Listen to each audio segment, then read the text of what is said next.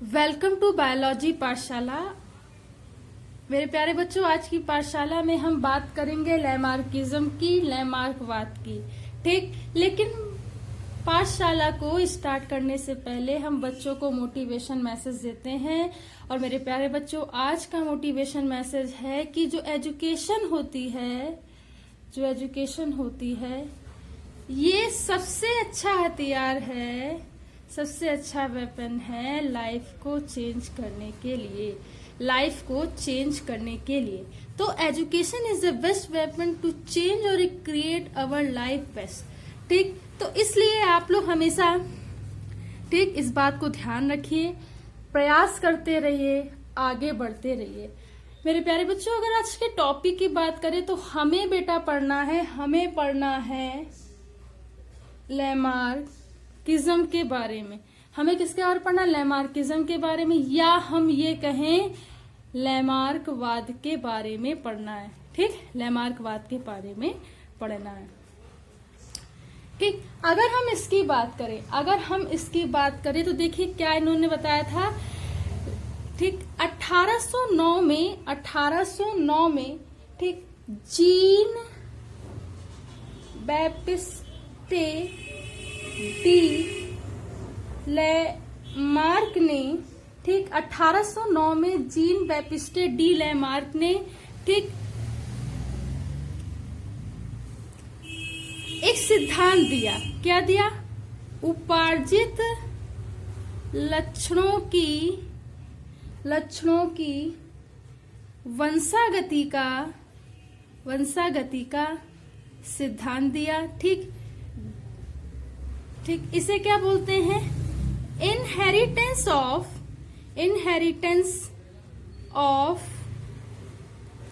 Acquired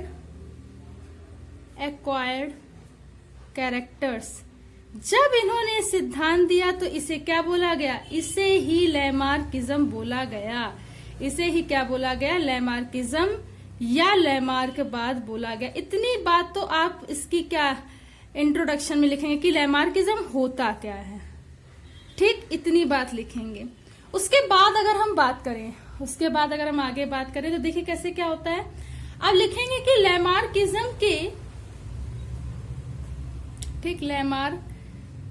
के निम्नलिखित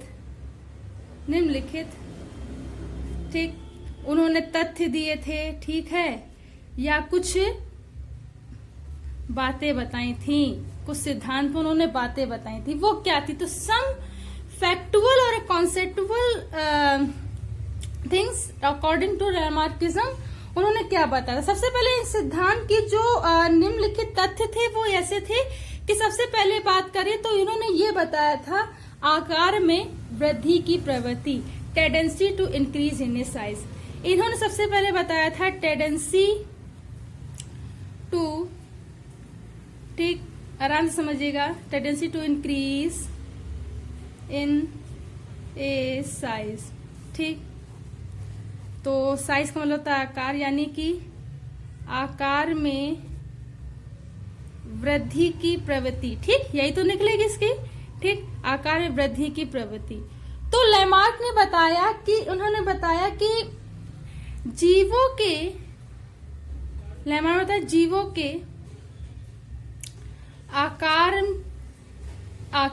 के आकार या उनके अंगों में वृद्धि की प्रवृत्ति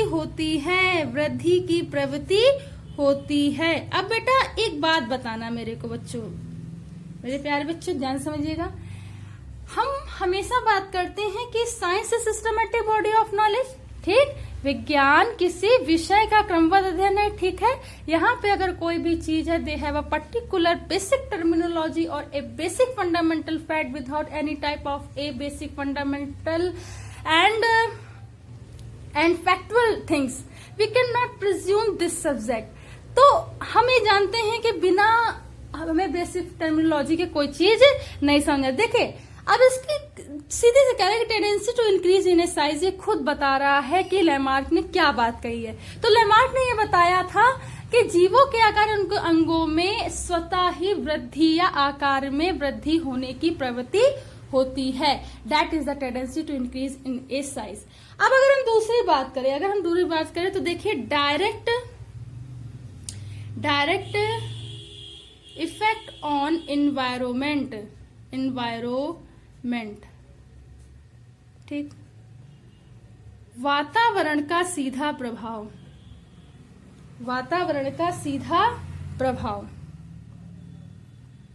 इसमें भी देखिए, अब ये भी टर्मिनोलॉजी से लैमार्क ने बताया कि किसी भी जीव पर वातावरण का सीधा प्रभाव पड़ता है।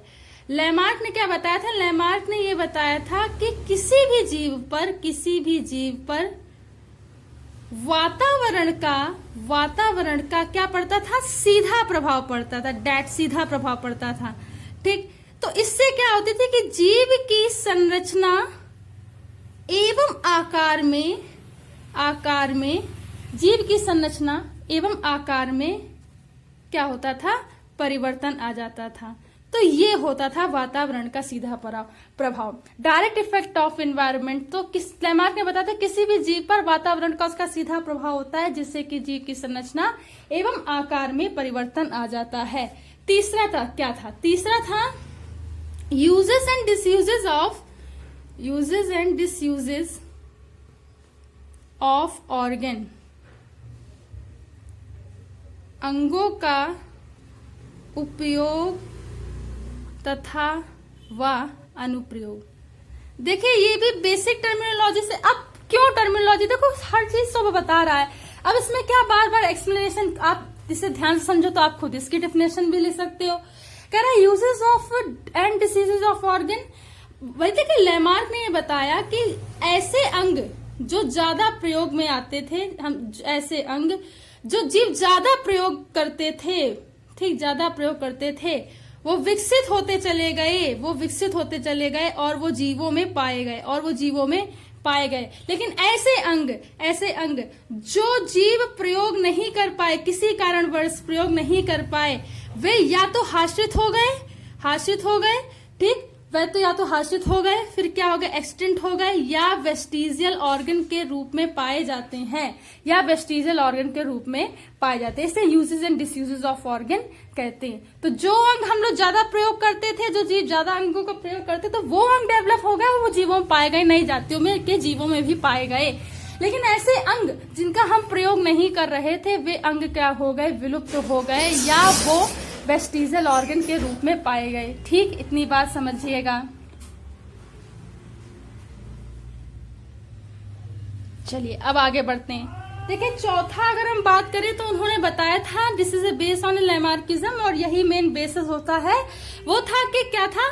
इनहेरिटेंस ऑफ एक्वायर्ड कैरेक्टर, उपार्जित लक्षणों की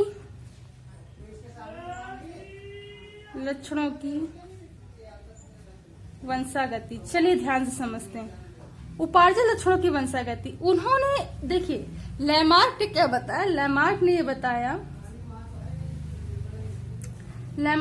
बताया कि जिस अंगों का जीव ज्यादा प्रयोग कर रहे थे, ठीक, ज्यादा प्रयोग कर रहे थे, वो अंग क्या होते? जीव में विकसित होते गए, वे नई पीढ़ी में विकसित होते गए। ठीक, ये जो लक्षण थे, जीव में जो अंग विकसित हो रहे हैं, ये जो लक्षण थे बेसिकली वो कैसे थे? उपार्जित लक्षण थे, एक्वायर्ड कैरेक्टर थे, और ये पीढ़ी दर पीढ़ी क्या हो रहे थे? ठीक है, स्थानांतरित हो रहे थे, एकांतरित हो रहे थे, और इससे क्या हो रही थी? नई जातियों की उत्पत्ति हो रही थी। ठीक, इसे क्या बोला गया था? Inheritance of acquired character. फिर लैमार्क ने ये बताया कि जो ऑर्गन, ठीक, जीव नहीं प्रयोग कर रहे थे, ठीक, वो क्या हो रहे थे? धीरे धीरे विलुप्त होते जा रहे थे, या वो क्या कर रहे थे? वेस्टिजियल ऑर्गन के रूप में डेवलप हो रहे थे। ठीक, तो जब इन्होंने ये बताया, इस वाली की देखिए समझे, एग्जाम्पल में इन्होंने ये बताया था, जैसे हम लोग देखते हैं कि कोई भी जो लोहार है, ठीक है, लोहे को पीटता है, ठीक है, लोहे को पीटता है, बहुत सारे इससे एग्जाम्पल है, तो वो क्या होता है, अभ्यास से पीटता जाता है और वो जो कैरेक्टर है वो उसकी जनरेशन में नहीं आ सकता है। ठीक, और अगर हम बात करें इसके जैसे कि क्या कहते हैं पहलवान की, तो पहलवान भी क्या होता है कि वो अपना प्रयास करता है और वो कैरेक्टर वो नहीं आ सकते हैं, ये एक्वायर्ड कैरेक्टर है, ये वंशागत सिर्फ वही कैरेक्टर होते हैं जो कैसे होते हैं, जेनेटिक होते हैं, जर्मिनल होते हैं, सारे कैरेक्टर नहीं ट्रांसफर होते हैं। तो ये इसकी विशेषता थी। ठीक, अब जैसे कि हम एक आप लोगों को बात बताएं, इसमें क्या होता था कि जैसे विलुप्त वाले में क्या था कि जैसे सांपों की टांग क्यों विलुप्त हो गई थी, जब वो चलते थे तो क्या करते थे, जैसे बिल में चल रहे हैं या झाड़ में चल रहे हैं तो उनकी टांगे चलने में बाधा उत्पन्न करती थी। तो जब वो बाधा उत्पन्न करती थी तो धीरे धीरे इन्होंने इसका उपयोग क्या कर दिया, कम कर दिया। जब इन्होंने कम कर दिया तो ये क्या हो गई, धीरे धीरे विलुप्त हो गई। अगर हम ये इस पीढ़ी की बात करें तो हमने देखा कि कुछ जो अंग ज्यादा प्रयोग में आ रहे थे वो जीव में विकसित हो गए, ये लक्षण उपार्जित लक्षण करें और धीरे धीरे ये नई जातियों में भी पीढ़ी दर पीढ़ी पाए गए। जैसे आधुनिक जिराफ का उदाहरण, ठीक है, ये इसका सबसे बड़ा एग्जाम्पल होता है। इसकी अगली टांग क्या होती है और गर्दन लंबी होती जाती है। ठीक, क्यों, क्योंकि वो जैसे जैसे एनवायरमेंटल चेंजमेंट हुआ, एनवायरमेंटल चेंज में क्या हुआ कि उससे जो सर्व्स हैं और जितने ट्रीज हैं, ग्रीन सर्व्स हैं, वो खाने के लिए क्या होता है, उसको बहुत ज्यादा झुकाव करना पड़ता था। ठीक है, स्ट्रेच करना पड़ता था, इस वजह से क्या हुआ था, उनकी टांग, अगली टांग और गर्दन जो हो गई वो लंबी हो गई। And this is the example of inheritance of acquired character. अगर हम इसके क्रिटिसिज्म की बात करें, क्रिटिसिज्म की अगर हम बात करें,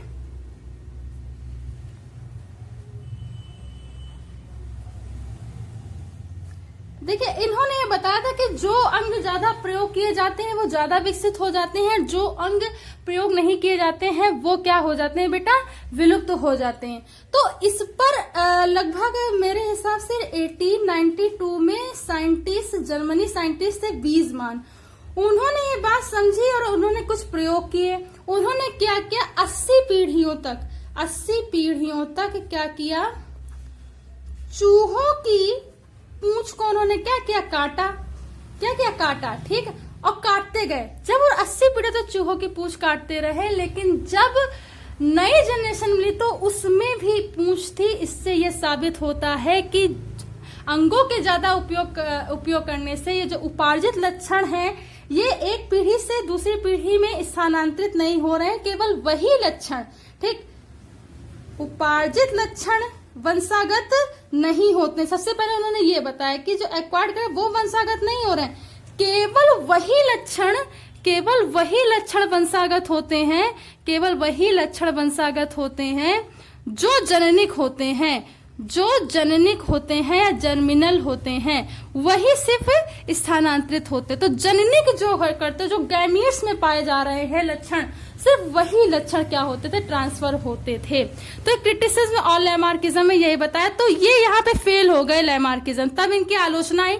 वीजमान ने 80 पीढ़ियों तक चूहों का प्रयोग किया और उन्होंने बार बार चूहे का पूंछ काटी, लेकिन हर बार क्या हुआ, वो पूंछ निकली। इससे ये कहा कि उपार्जित लक्षण वंशागत नहीं होते। क्रिटिसिज्म ऑफ लैमार्किज्म है। अगर हम इसके नियो की बात करें, देखिए लियो लैमार्किज्म में देखिए हमने थोड़ा सा यहीं पे हिंट दे दिया है। देखिए जैसे कि मुलर साइंटिस्ट हो गए एवं अन्य और जो वैज्ञानिक थे, उन्होंने बताया कि अनेक भौतिक और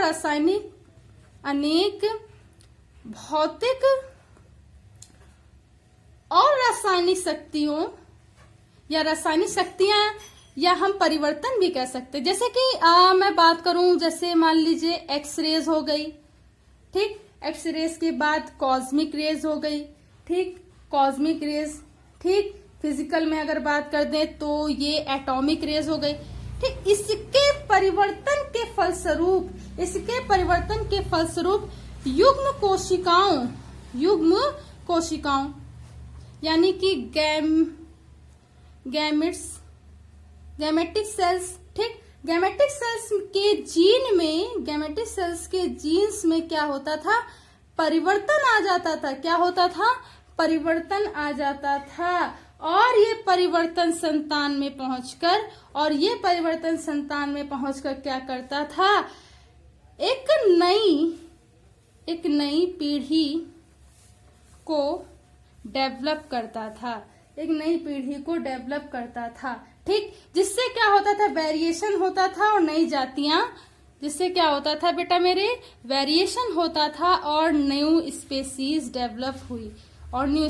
डेवलप होती थी। तो ये उन्होंने बताया नियो लैमार्किज्म में। जब क्रिटिसिज्म ऑफ लैमार्किज्म आया, बेटा ध्यान से समझिएगा, जब क्रिटिसिज्म ऑफ लैमार्किज्म आया तो उन्होंने पूरा प्रयोग किया और उन्होंने बीजमान ने देखा कि भाई ये तो जो लैमार्क ने बताया है ये वो कैरेक्टर नहीं कि सारे ही कैरेक्टर वंशागत होंगे, वही लक्षण वंशागत होंगे जो जर्मिनल होंगे या जनिक होंगे। फिर नियो लैमार्किज्म में बताया गया, मूलर एवं अन्य साइंटिस्टों ने बताया कि एक्स रेज, ठीक, कॉस्मिक रेज और एटॉमिक रेज से परिवर्तन के फलस्वरूप युग्म कोशिकाओं के जीन में परिवर्तन आ जाता है और ये परिवर्तन या विभिन्नता नए जीवों में पाई जाती है और ये लक्षण एक पीढ़ी से दूसरी पीढ़ी में स्थानांतरित होते हैं, जिससे कि नई जातियों का डेवलपमेंट होता है, जिसे नियो लैमार्किज्म कहते हैं। इसमें केवल वही लक्षण वंशागत होते हैं जो जर्मिनल होते हैं या गैमेट सेल से आते हैं। इसमें केवल वही लक्षण जो जननिक होते हैं या गैमेट जर्मिनल होते हैं या गैमेट से आते हैं।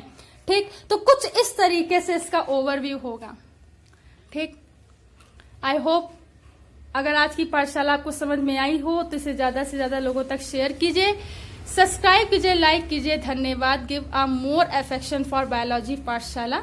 ठीक, ये सब आप ही लोगों के लिए है, इसे ज्यादा से ज्यादा शेयर कीजिए। धन्यवाद।